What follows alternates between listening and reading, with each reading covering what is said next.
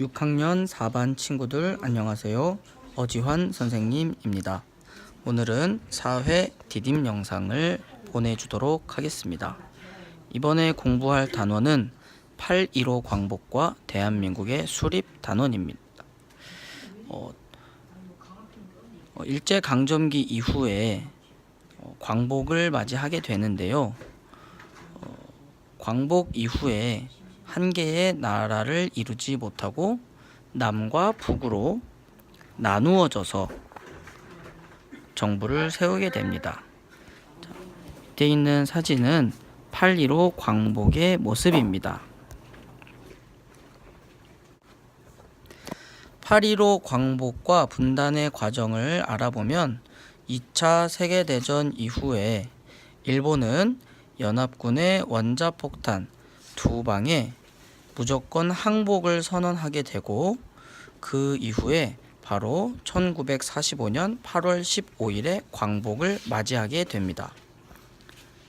일본이 연합군에 항복한다고 약속하는 각서를 쓰는 장면입니다. 그리고 8.15 광복을 맞은 우리나라 사람들이 기뻐하고 있는 모습입니다. 아까도 이야기하였듯이 8.15 광복 이후에도 우리나라는 한 개의 나라를 이루지 못하고 북쪽에는 소련군, 남쪽에는 미군이 담당을 해서 우리나라의 38선 위쪽은 소련군이, 38선 아래쪽은 미군이 맡아서 담당을 하게 됩니다. 그래서 우리나라 정부의 지도자들은 김구를 중심으로 대한민국 임시정부 지도자들과 이승만 등의 민족 지도자들이 한 개의 나라를 만들기 위해서 노력을 합니다. 광복이 된 이후에 우리나라 사람들의 생활도 많이 달라지게 됩니다.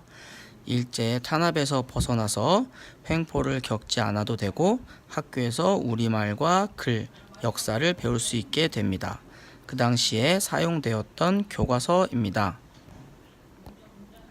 그리고 어린이날에 많이 들을 수 있는 어린이 노래, 새 나라의 어린이 노래도 이 당시에 생긴 노래입니다. 앞에서 설명한 바와 같이 일제강점기 이후에 광복을 이루었지만 우리나라는 미국과 소련에 의해 국토가 나누어졌습니다. 그리고 이것은 민족 지도자들 사이에서 만들고자 하는 나라에 대한 생각이 달라지게 됩니다. 남쪽에 있는 지도자들은 민주주의 국가를 세우기를 원하고 북쪽에 있는 지도자들은 공산주의 국가를 세우기를 원하게 됩니다.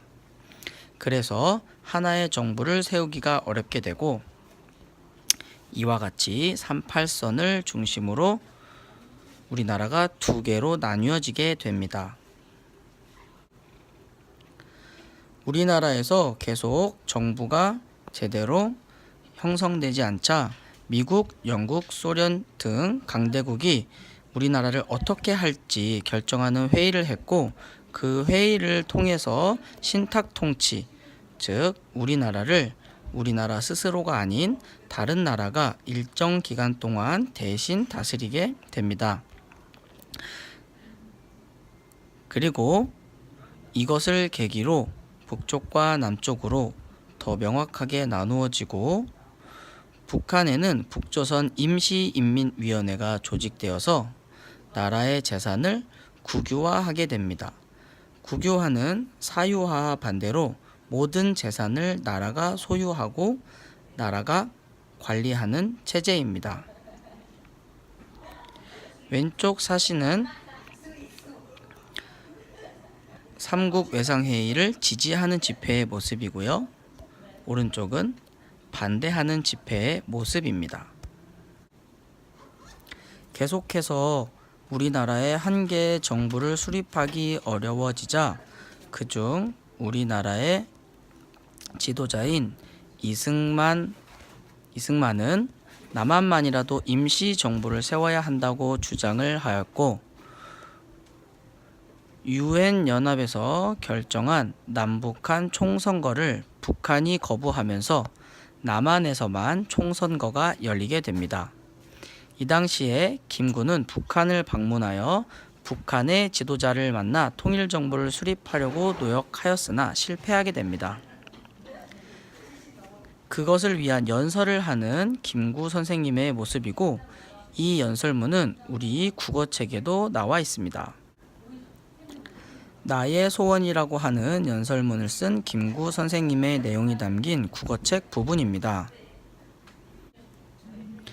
김구 선생님은 우리나라가 남북한으로 나누어지는 것을 매우 안타까워했고, 외국 강대국들에 휩쓸리지 말고 우리만의 사상으로 분단을 극복하자는 뜻으로 나의 소원이라는 연설문을 쓰고 발표하게 됩니다. 그 연설문의 내용을 일부 보도록 하겠습니다. 나의 소원.